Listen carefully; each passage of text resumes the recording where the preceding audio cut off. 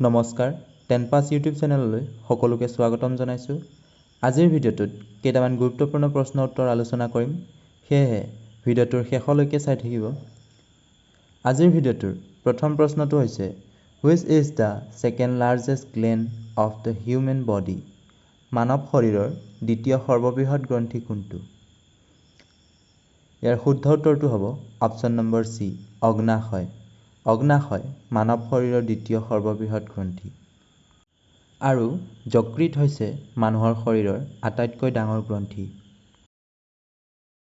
2 number প্ৰশ্নটো হৈছে what is the name given to the operation launch to bring back Indians stranded in Israel?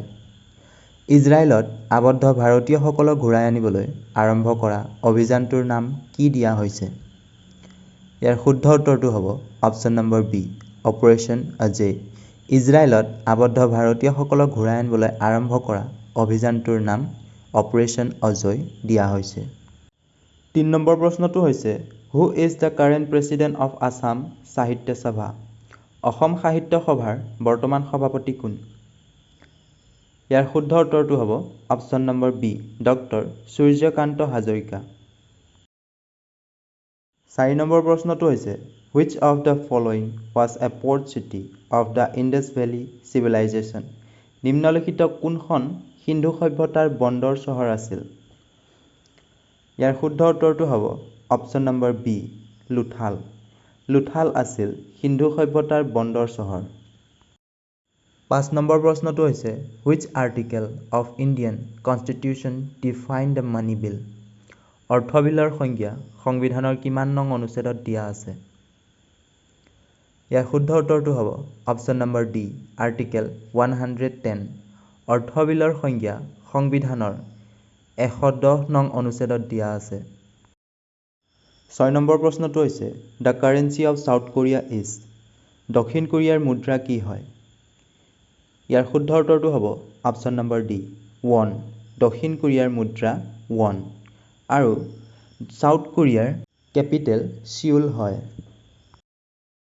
7 number প্ৰশ্নটো হৈছে white gold is? বগা সোণ কাক কোৱা হয়? ইয়াৰ শুদ্ধ উত্তৰটো হ'ব অপশ্যন নম্বৰ বি, প্লেটিনাম। প্লেটিনামক বগা সোণ বুলি কোৱা হয়। 8 নম্বৰ প্ৰশ্নটো হৈছে which of the following is abundant in the liver oil of fish? মাছৰ যকৃতৰ তেলত প্ৰচুৰ পৰিমাণে কি ভিটামিন থাকে? ইয়াৰ শুদ্ধ উত্তৰটো হ'ব option number D, vitamin D. মাছৰ যকৃতৰ তেলত প্ৰচুৰ পৰিমাণে ভিটামিন ডি থাকে। 9 নম্বৰ প্ৰশ্নটো হৈছে who presides over the joint session of parliament in India? ভাৰতত সংসদৰ যুটীয়া অধিৱেশনত কোনে সভাপতিত্ব কৰে? ইয়াৰ শুদ্ধ উত্তৰটো হ'ব অপশ্যন নম্বৰ চি, লোকসভাৰ অধ্যক্ষ। 10 নম্বৰ প্ৰশ্নটো হৈছে the first passenger train in India was open under the governor generalship of? ভাৰতৰ প্ৰথম যাত্ৰীবাহী ৰেলখন কোন গভৰ্ণৰ জেনেৰেলৰ সময়ত মুকলি কৰা হৈছিল?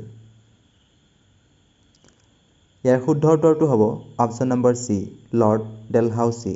লৰ্ড ডেলহাউচিৰ সময়ত যাত্ৰীবাহী ৰেলখন মুকলি কৰা হৈছিল। 11 নম্বৰ প্ৰশ্নটো হৈছে Andaman island and Nicobar island are separate by a water body which is called the? Andaman দ্বীপপুঞ্জ আৰু নিকোবৰ দ্বীপপুঞ্জক কি জলাশয়ৰ দ্বাৰা পৃথক কৰা হয়? ইয়াৰ শুদ্ধ উত্তৰটো হ'ব option number C, 10 degree channel.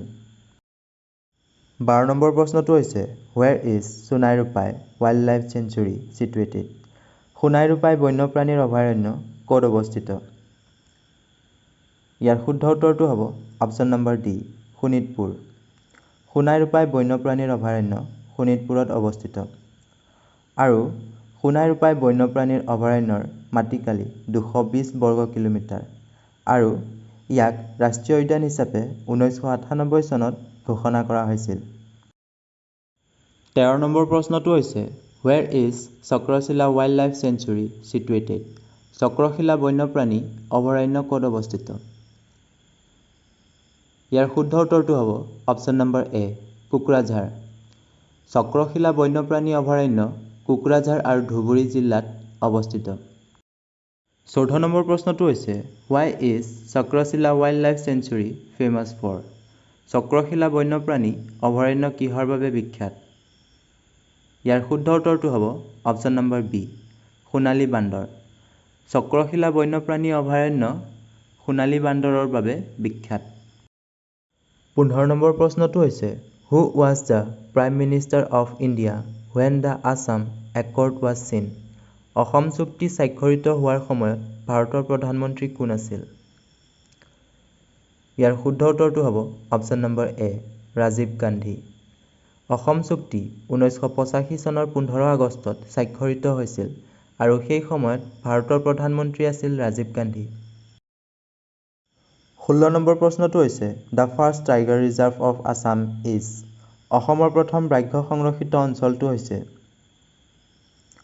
ইয়াৰ শুদ্ধ উত্তৰটো হ'ব অপশ্যন নম্বৰ বি মানস ব্যাঘ্ৰ সংৰক্ষিত অঞ্চল 17 নম্বৰ প্ৰশ্নটো হৈছে Dihing Patkai festival is celebrate in which district Dihing Patkai উৎসৱ কোন জিলাত উদযাপন কৰা হয় ইয়াৰ শুদ্ধ উত্তৰটো হ'ব অপশ্যন নম্বৰ বি তিনচুকীয়া প্ৰতি বছৰৰ জানুৱাৰী মাহত তিনচুকীয়া জিলাত লেখাপানীত দিহিং পাটকাই উৎসৱ অনুষ্ঠিত কৰা হয় আৰু 2002 চনৰ পৰাই এই উৎসৱ উদযাপন কৰি অহা হৈছে 18 নম্বৰ প্ৰশ্নটো হৈছে which of the following Ahom king introduce the coin system নিম্নলিখিত কোনজন আহোম ৰজাই মুদ্ৰাৰ প্ৰণালী প্ৰৱৰ্তন কৰিছিল ইয়াৰ শুদ্ধ উত্তৰটো হ'ব অপশ্যন নম্বৰ চি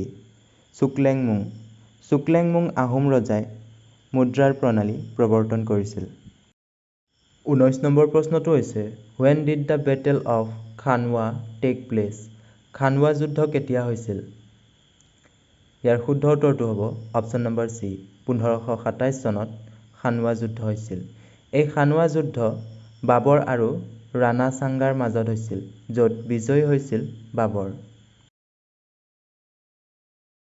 শেষৰ প্ৰশ্নটো হৈছে when was the battle of Buxar fought বক্সাৰৰ যুদ্ধ কেতিয়া সংঘটিত হৈছিল ইয়াৰ শুদ্ধ উত্তৰটো হ'ব অপশ্যন নম্বৰ বি 1764 চনত বক্সাৰৰ যুদ্ধ সংঘটিত হৈছিল আৰু এই বক্সাৰৰ যুদ্ধ মীৰ কাছিম দ্বিতীয় শ্বাহ আলাম ছুজাউদ্দিনৰ সন্মিলনত সৈন্যবাহিনী আৰু ইংৰাজৰ মাজত হৈছিল আৰু এই যুদ্ধত বিজয়ী ইংৰাজসকল হৈছিল